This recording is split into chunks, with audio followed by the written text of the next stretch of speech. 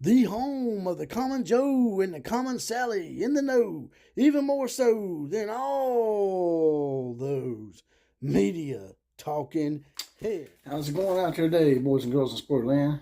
Just want to jump in here real quick today and talk about the Alabama two-headed monster that I've been meaning to touch on for quite some time. I didn't get a chance to do it this past weekend, but it may be two two-headed monsters at Alabama.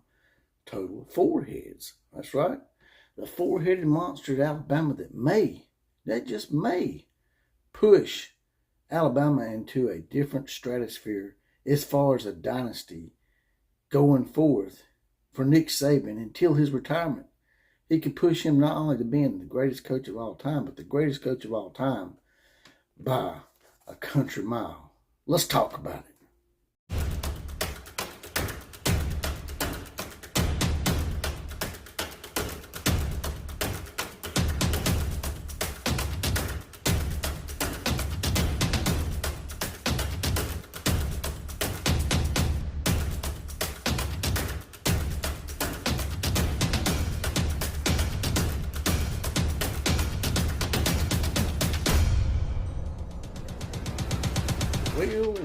Well.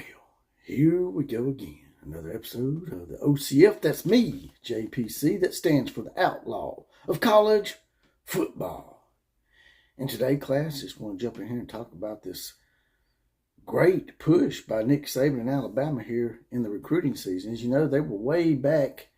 Of course, this is par for course for Alabama and Nick Saban. They start slow at the beginning of the year, being like the 35 to 50 range.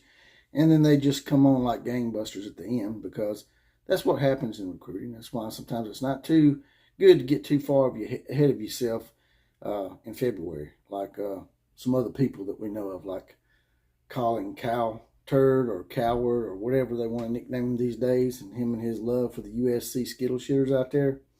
But we won't get into that today, even though I love mentioning and grilling the Skittle shitters every single day. Now, the Alabama Crimson Tide, as you know, he just got a commitment from Richard Young, who's a 5-star running back, probably the number 1 running back in this 2023 class. But before that, they'd also gotten Justin Haynes, who's also a 5-star running back from Buford, Georgia. And the main thing with him was he was a legacy. His dad played for the Georgia Bulldogs, so it was said that it was 95% that he was going to Alabama. Now, in today's recruiting prowesses and whatnot, Steve Wiltfong usually is like 95% correct. So when something like that happens, it's big news. Nobody expected Justin Haynes to come along. And then Justin Haynes, on top of that, reached out to Richard Young and said, hey, let's do this thing. Let's have a two-headed monster. And you just don't hardly see that nowadays with these kids. They want all the carries they can get, or all the receptions they can get, or passing opportunities they can get. But this guy wants to share carries and be a two-headed monster, because he knows that if you're fresh going into your NFL career and you don't have to do as many carries, you probably help yourself somewhat. Now, that's not to say that it's not a bad thing to have a workhorse running back. You know, hell, Alabama had one with Derrick Henry. But it does help as far as your NFL career goes, and having fresh wheels and not having to use yourself up too much. Being able to have a great running back behind you or in front of you helps to save those wheels. And not only that, but Wilkin Formby, who is a great offensive lineman that they got out of Northridge High School here in Tuscaloosa, 4-star offensive lineman, he went as so far as to get on Twitter and call out Richard Young and say, hey, man, let's do this. Let me block for 2 5-star running backs. Not only that, but Wilkin Formby has his own version of a two-headed monster coming in. And make sure I pronounce this right. Olias Allen, offensive lineman from Windsor, Connecticut. 6'6", 315 pounds. This guy, I think he is either from Sweden or Norway or Finland, one of those Baltic countries.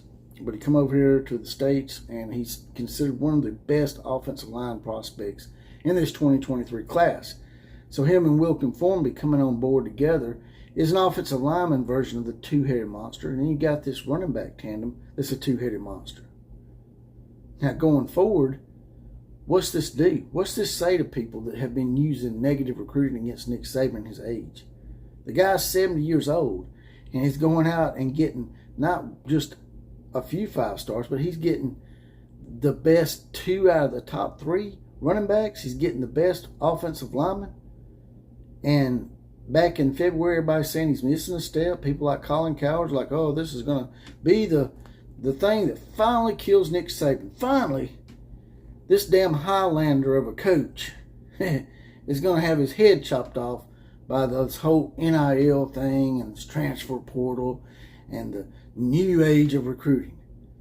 But Colin is just one of those guys that's wishful thinking all the time. That's like, if I predict something bad's going to happen to a certain team or a certain coach or a certain player, if I do it enough, sooner or later it's going to come true. Well, you're right, Colin. Sooner or later you'll be right. Nick Saban will be gone, and Alabama will lose a few games every now and then. So, but what's that say about you, that you have to pine and wait to be right? What, like 1 out of 15 times? What's your percentages, Colin? So people like Colin and all those people that said Nick Saban's done because he's 70 years old, I think they need to reevaluate that. Because while age is not just a number like some people try to say, some people age differently. And Nick Saban's a very young 70 years old. Now, I was real young when Bear Bryant retired, but I remember him, he was 69 years old when he retired, and then he passed away, but like 2 months later after he retired. But he was a bad 69.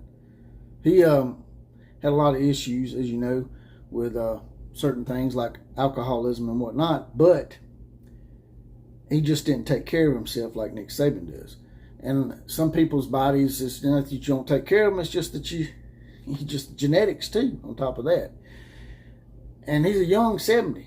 So I think people need to reevaluate what they're saying about Nick Saban. Now, when he gets on up into his 70s, maybe 75, 78, 80 years old, then you might be able to start using that age thing against him. But you need to really look at a coach and see how he's carrying himself and whatnot. Nick Saban, he's out there doing planks with the players they had on video the other day. So here going forward, I hate to tell you, but it's bad news for the college football world for at least another 5 years, in my opinion. I was of the opinion that Nick Saban may retire in 2 or 3 years, but the way he's doing this year and the way he's come back from all this negativity, I could see him coaching for at least 4 or 5 more years, and not just him hauling around and barely getting through like Joe Paterno did back in the day and Bobby Bowden, where they were just limping into their retirement. Saban might limp into his retirement, but it won't be probably for another 6 or 7 years. So y'all get used to it.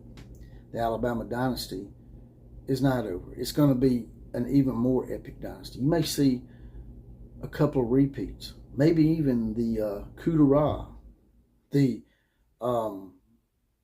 epic, the one thing that no college football team's been able to accomplish.